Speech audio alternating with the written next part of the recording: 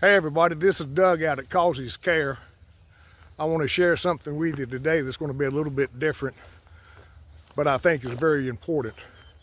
And it's not only for me trying to be a land steward on my property, but also for anybody that's looking at working with the NRCS with their CSP program. So I'm going to walk you through what happened with my CSP renewal contract. And I'm going to start from the beginning, tell you a little bit about what I've been through on my first 5-year contract, which was great, and we got a lot of things done. Now this isn't to slight anybody at the local NRCS offices, because they've been absolutely fantastic to work with. But once things got up to their state office is when things really started to fall apart. And that's what I wanted to share with you today. An additional enhancement that we did was in this is a wetter area right here. So we had come through and clear cut this. And we got it when it was fairly dry, which was a good thing, and the NRCS worked with me on that to do it outside of what the scheduled date was, just so we could accommodate the weather. And then we also came back in and we put some cypress in here. In addition, we also had some fire lanes that were established with the Forest Service that I've come in and improved on those as well, and put in additional fire lanes. But I wanted to come up here and just show you one of the trees that are on the edge of the cypress that we put in, so you can see how they're doing. Here's one right there. So that's about a 3-year-old tree. And as you go up there, you can see another little larger one that's also the same age, but we have those all through here. So that was another successful enhancement that we got done. And one of those tracks is right here with my longleaf pines. We came in here and we did some thinning on here, which was a success, and they helped me with that. And also I've done some burning on this. You can see that the understory is laid down a little bit. We've done a couple of burns on here, which has really been helpful. I'm hoping that this year maybe we can do a green burn, which would really kill out some of the understory that we're having here, especially the hardwoods. But you can see that it looks like my pines are doing really well.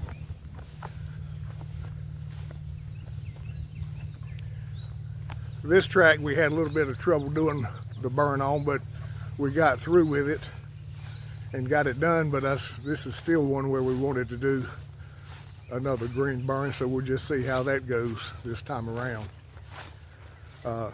In here we've got some wildlife plantings. The weeds have kind of taken it over, but I think over time what we've got in there will probably come out and be beneficial.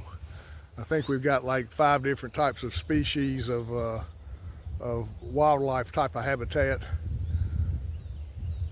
for food for them on a year-round basis. So that was a couple of the enhancements that we did.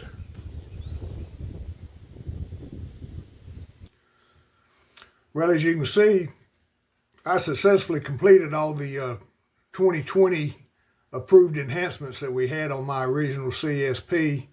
They were at least six enhancements over about 8 tracks, totaling 150 acres.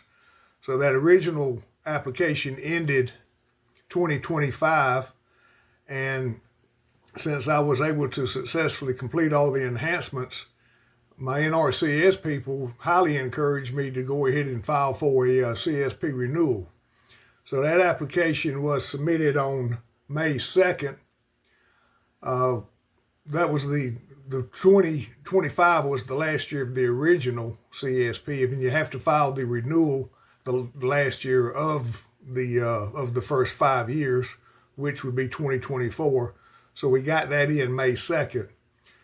I was then advised on December the 10th that my application was on their pre-approval list, and when I was advised of that, it looked like everything was going pretty well.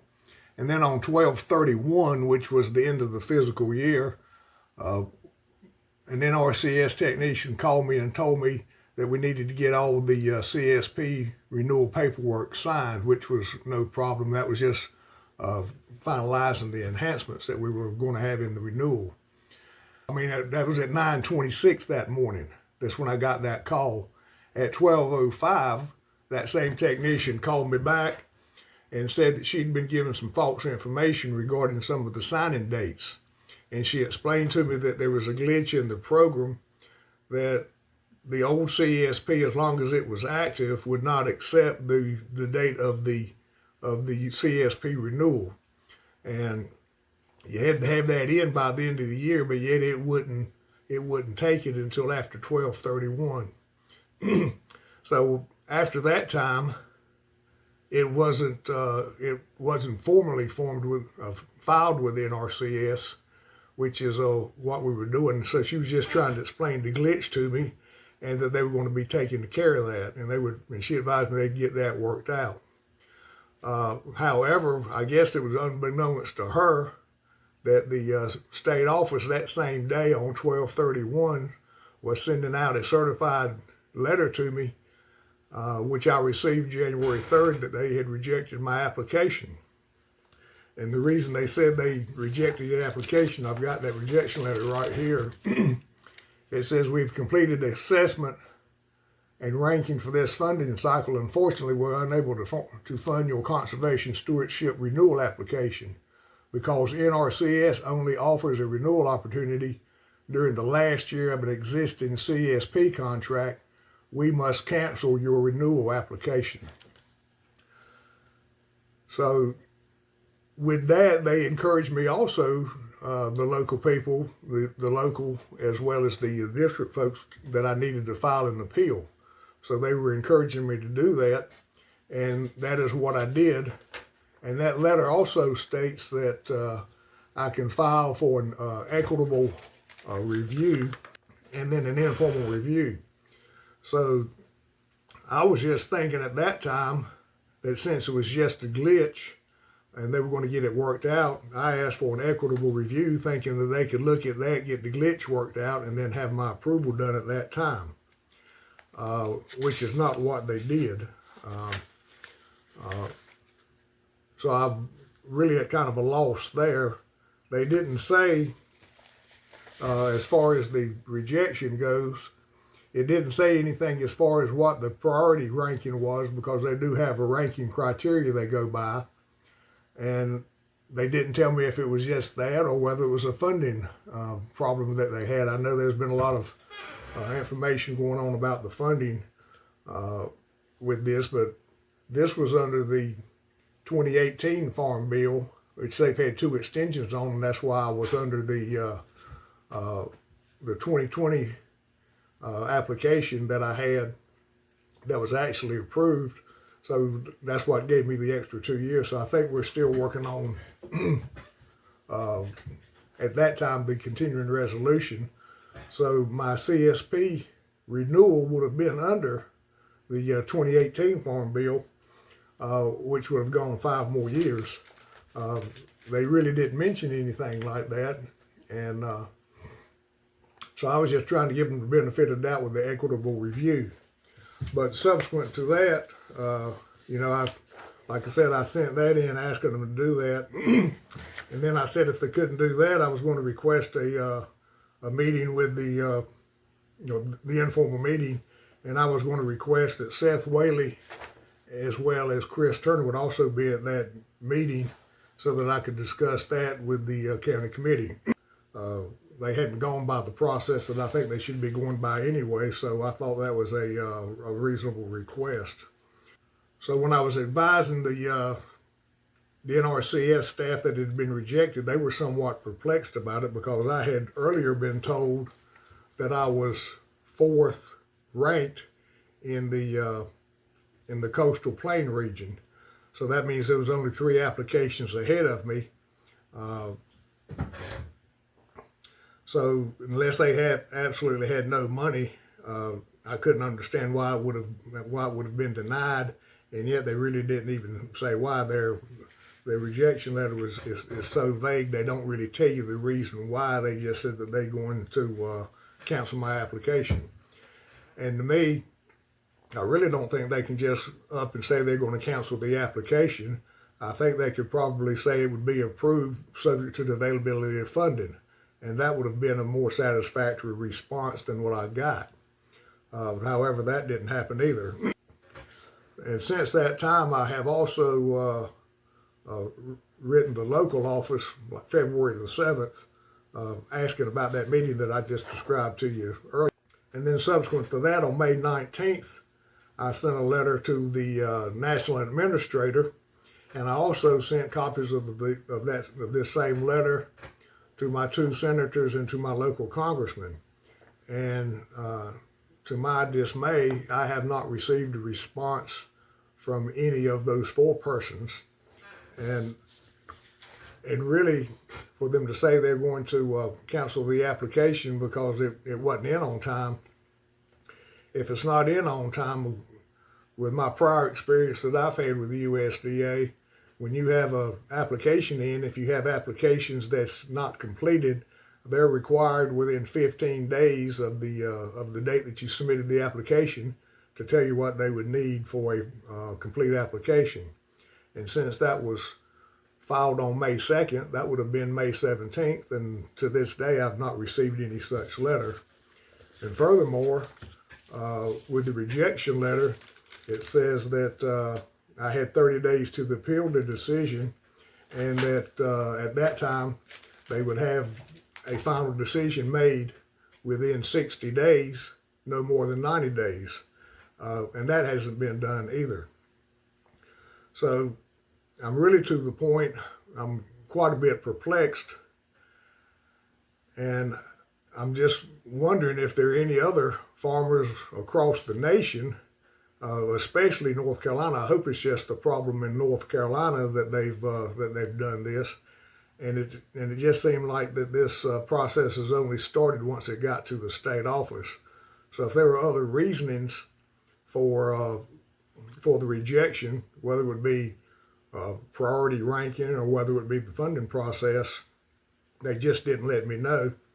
And from that standpoint, I think there's some discrimination going on. And to what extent that the discrimination is there, that's something that I'll further look into. So that may merit an EEO request. And on top of that, I may have to do a Freedom of Information Act request just to find out the other 3 applications, whether they were approved or not, and how much they were, and where my application fit in, and whether it was due to funding or whether it was due to that glitch saying that they just couldn't get it filed in that same year. So that's what I'm going through right now. It's somewhat frustrating. I think NRCS has problems. I never have really thought too highly of their priority ranking that they do, because I think each district can do different priority rankings for their area. So I just think they just have some tremendous problems, and then trying to give you the vague answers like this is just something that shouldn't be happening, because I know when I was with USDA myself, we had to go to great means to let everybody know that we were going to be treating every applicant the same. And I feel relatively sure that in this case that I have not been treated that way. So I'd like your comments on this, especially the ones that have been involved with NRCS, whether they've been through this process and what their thoughts are, and whether I'm going the right route or whether I'm actually chasing the rabbit down the rabbit hole. But this was significant, very significant as far as what I'm doing on the land based off of what they had told me. And then on top of that, another thing that's somewhat puzzling to me, that even on the CSP renewal application with the enhancements that I had in there, they've given me approval to go ahead and do some of those projects that I had inside of the CSP for those enhancements, so that I wouldn't be overstepping the bounds and they would come back in pre-approval and or post-approve those, excuse me, is what I should say. So I just think we've got just a tremendous amount of problems going on here, not to mention the lack of timeliness that NRCS is conducting with this. The last I heard, it was up in Washington, D.C. for a review. So they're taking their gracious time about that, which is certainly way outside of the time frames that they have that's described in the Federal Register, and I think that's problematic. So if you want to hear more about this, I'll keep you posted on what the outcome of the application is. Comment on the application, subscribe to the channel, and then we'll be able to go forward with this process and see how things are turning out.